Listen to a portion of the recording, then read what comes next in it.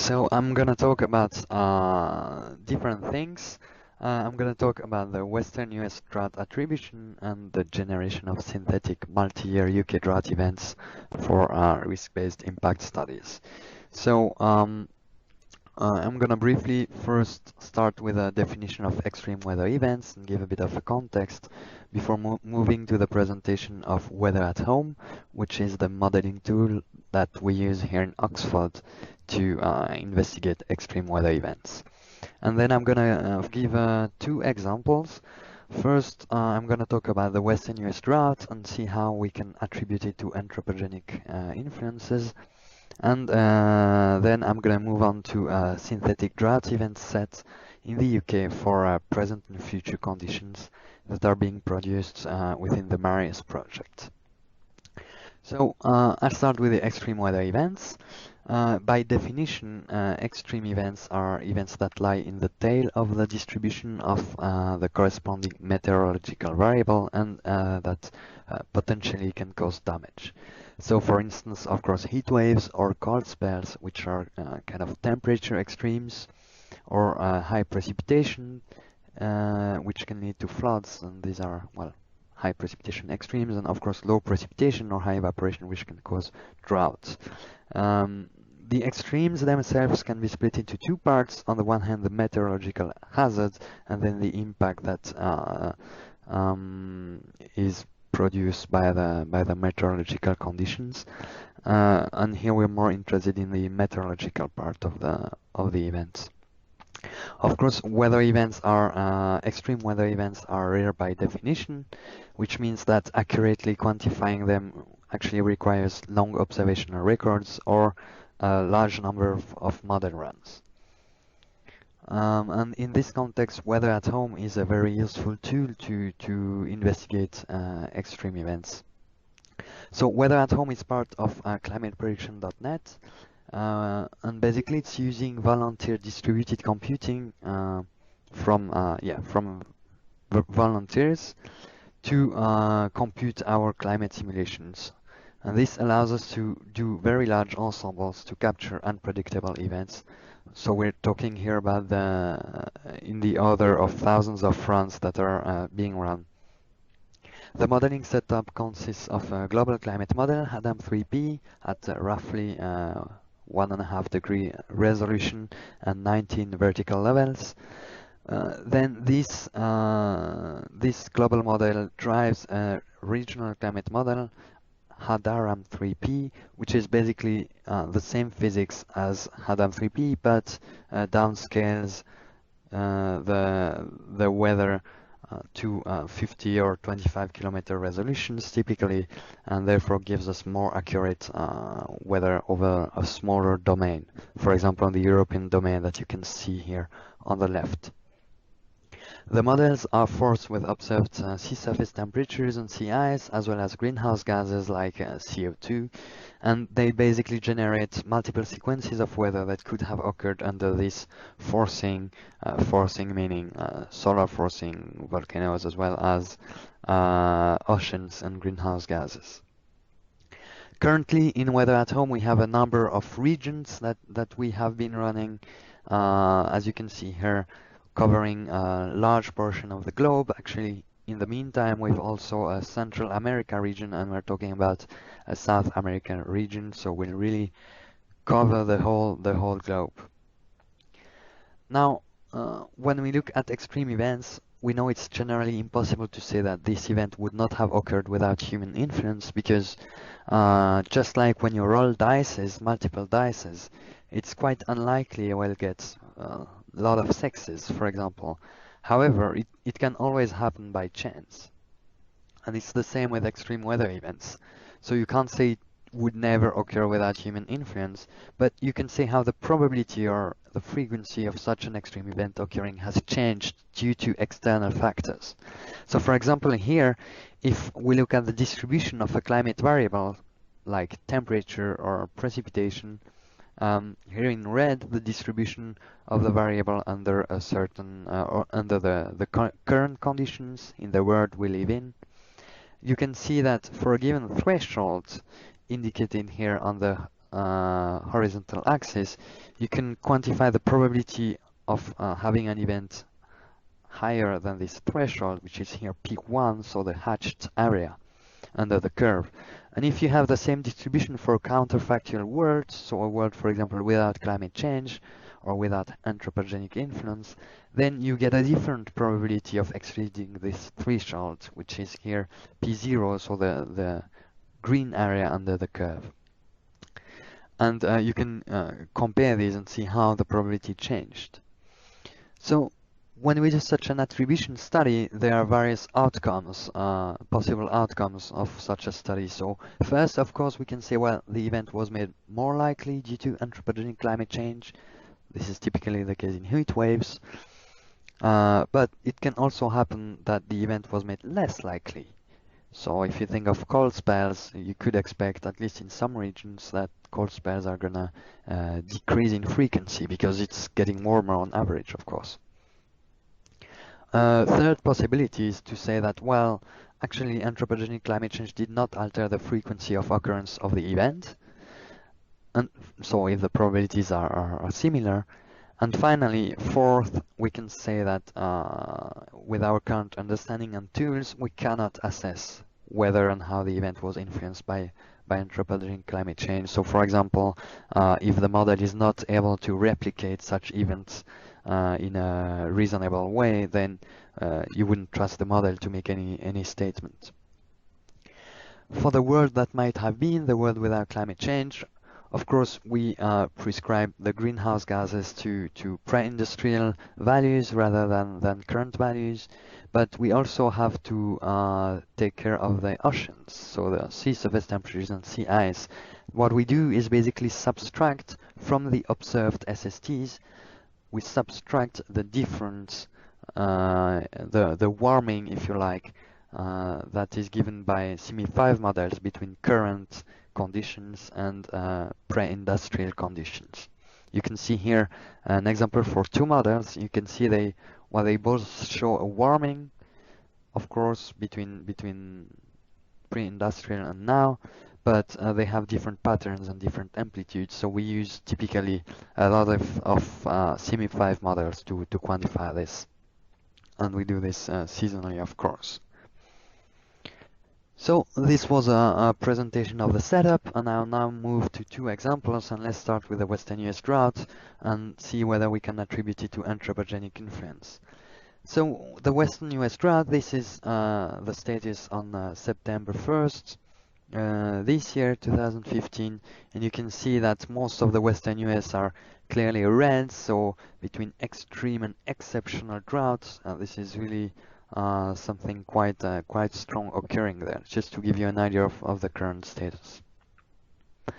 The questions that we were asking are based on the following, is that at the start of the drought, so the first 2 years basically, the climate was in a La Nina state, which means that, let's say the La Nina state is conditions which usually lead to drier conditions in the US. So at that stage, people were not too concerned about the droughts in the sense that it was kind of expected. But later on, La Nina transitioned into a neutral El Nino conditions, but the drought went on, and recently we've been really through a very strong El Nino even. So within that later part of the drought, people have been starting to ask what was actually the role of climate change, or was it just natural variability? And what about the blob? So the blob is what you see here on this map is the difference between December 2013 and to February 2014 mean sea surface temperature compared to the climatology. And you can see a very warm anomaly of over 2 degrees over the North Pacific. This is what we call the blob, and some people have been blaming the blob for the drought, others climate change, and others natural variability. So we thought let's tackle that question as well with our setup. So what we've been doing is 18-month runs from December 2013 to May 2015. So really looking at the later part of the drought, and we've done basically 3 sets of simulations. one with the current conditions, so observed sea surface temperatures and sea ice and greenhouse gases, one with natural conditions, where we subtracted the ocean warming from the observations and prescribed pre-industrial greenhouse gases, and the third run climatology conditions, which basically represent conditions with climate change but without the blob. And for this we took a decade, 2000 to 2010 average. And comparing these can allow us to identify the role of climate change and of the blob on the drought. We've been looking at how our model responds to the ocean. Here is with respect to the blob, if you like, and this is looking at Pacific decadal variability. You can see on the left observations, actually the NCEP reanalysis, and on the right our global model, ADAM3P.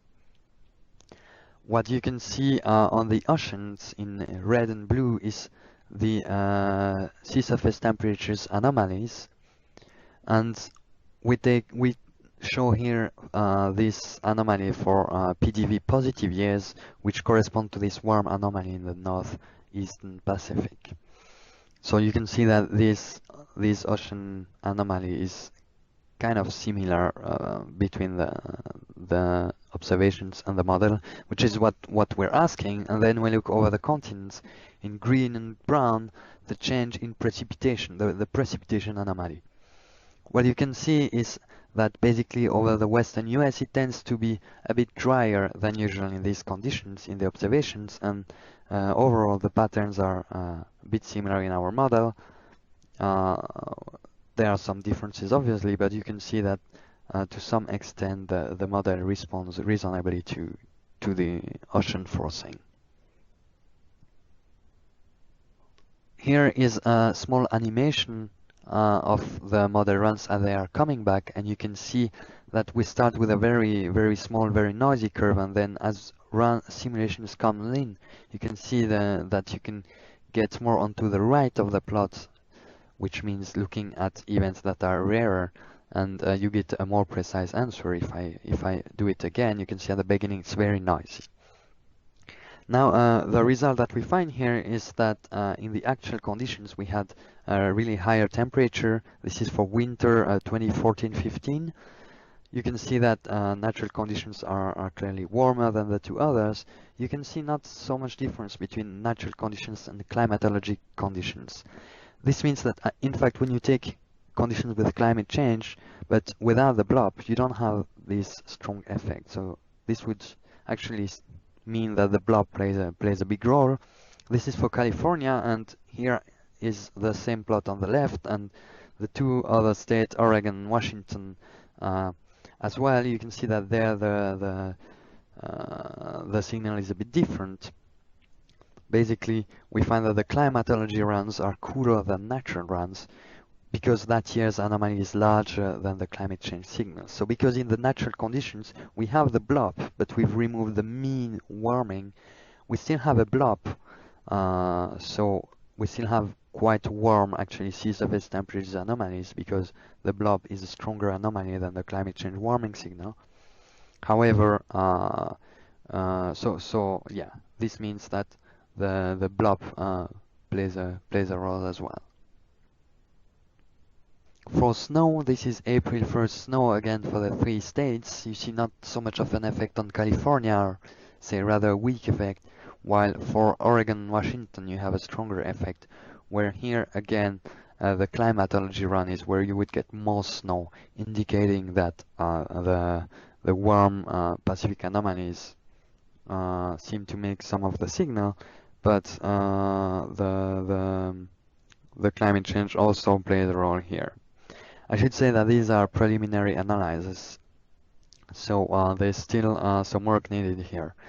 Basically, we would actually need a climatology natural run, if you like, so have a run without anthropogenic climate change and also without blob to fully assess the dominant mechanism. So is it climate change, is it the blob, or just natural variability? So currently we're running these, and analyses are ongoing. and maybe in a few months you'll get to know more about that. So this was a short overview of this Western US drought project that we've started, and I'm now moving to MaRIUS, the synthetic drought event sets in the UK for present and future conditions. So MaRIUS is a project from NERC in the UK, which stands for Managing the Risks, Impacts and Uncertainties of Droughts and Water Scarcity. It's composed of various work streams. You can see here first a hydrometeorological drought event set, which is what we're actually looking at, of both observed hindcast and synthetic future, which then feed into hydrological models, both at the catchment scale and national scale, as well as water quality and water resources impact models. And these together feed then into impacts of water scarcity on various sectors: ecology, social, cultural, as well as economy, industry, and agriculture. And all these together are providing a framework of risks of water scarcity, together with drought risk management options and future changes as well. For the drought event set, so which is really this B1 here, which feeds into the other work streams, what we're using is the regional climate model HADARAM3P over the European region at 25 kilometers with an updated land surface schemes MOSIS 2. And we basically have two categories of products delivered here. One is the hindcast of past droughts, which basically use the 20 CR driven 20 CR, so 20th century reanalysis, which is a product assimilating observations. So we use this reanalysis to drive the regional model of Europe over the period 1850 to present, and these will provide us with the actual events that occurred, for example, the 1976 drought. Then in a second product, we provide a synthetic event sets where basically we use the freely running global climate model HADAM3P to provide boundary conditions for the regional model, so which provides us with droughts that could have occurred under the conditions. We do these synthetic event sets both for present conditions, so say 20th century basically, and for future conditions at two time horizons, the 2030s and 2080s. This second part is what I'm gonna talk about a bit more now, as it's using weather at home basically. So the design that we've chosen for this event set is to run a large number of runs, so about 100 runs starting each year over the whole century. So it's about 10,000 runs in total. We run each of these for 2 years, and then the first years is spin up, which allows us to get a wide range of initial conditions, and the second years of simulations are kind of stitched together based on soil conditions, so that they are kind of continuous. Doing this allows us to get multiple multi-year consistent model output of the order of, say, tens of thousands. We then identify droughts in these events using, for example, the standardized precipitation index over the UK, and we extend these dry cases to 5 to 10 years long runs, so that we get drying, drought, and recovery phases. And these longer runs will allow us to quantify the probabilities of the stitched ensemble that is indicated here. These altogether will provide a large number of multi-year drought events that could have occurred given the boundary forcing, that is, greenhouse gases, solar, as well as sea surface temperatures and so on. Now, in terms of stitching the runs together, what we need to do for that is to identify runs where soil conditions match. So basically, runs here are always 1 year, from December 1st to November 30th on the next year. And basically, we need to find runs with the starting soil moisture in year Y, which matches the soil moisture at the end of the runs from the previous year. We looked at this using principal component analysis or empirical orthogonal functions. You can see here the first three EOFs or principal components loadings. Basically, the first one is quite homogeneous. It basically means whether it's drier or wetter than average conditions, which is very basically everywhere in the same sign. And then the second is more of a north-west southeast contrast. The third one is a bit different. Interesting here is on the lower left panel. You can see the fraction of explained variance. What we find is that basically the two first modes alone explain about 70% of the variance in 1st December soil moisture, while three modes explain even over 3/4 of the variance. So our idea is basically to find analogous conditions based on this analysis. So basically use, for example, the first two EOFs and use this space to identify runs that actually match. In terms of runs, as I mentioned earlier, we are doing both future conditions and present conditions. So if you remember, for the Western US drought, we had basically we were looking at present conditions versus natural conditions, or if you like, past conditions. For MaRIUS, it's a bit similar, but instead of looking at present versus past, also we look at future versus present. So, for example, for the oceans, we will basically add warming signals from the CMIP 5 models for the future, rather than subtract the past warming to get the natural conditions as we did in the Western US. These projects then is gonna really provide thousands of multi-year drought events to be used by impact modelers, and these will be really spatial temporally consistent sequences of weather events, which have the advantage over, for example, weather generator, which are more like point-based, just a time series, but you don't get the spatial and temporal consistency. These should then, once they've been run through various hydrological models and impacts have been assessed, they will allow for a risk-based approach of drought management in the UK. Now, from our side, what our future research questions will be within that project.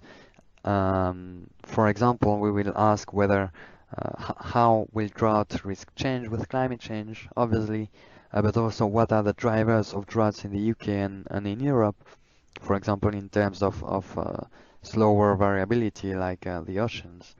What does drive droughts in the UK? Does the change in risk also depend on the type of drought investigated, or are recent UK droughts attributable to climate change? Are also things we're gonna look at in this project. And with that, I'd like to thank you for your attention.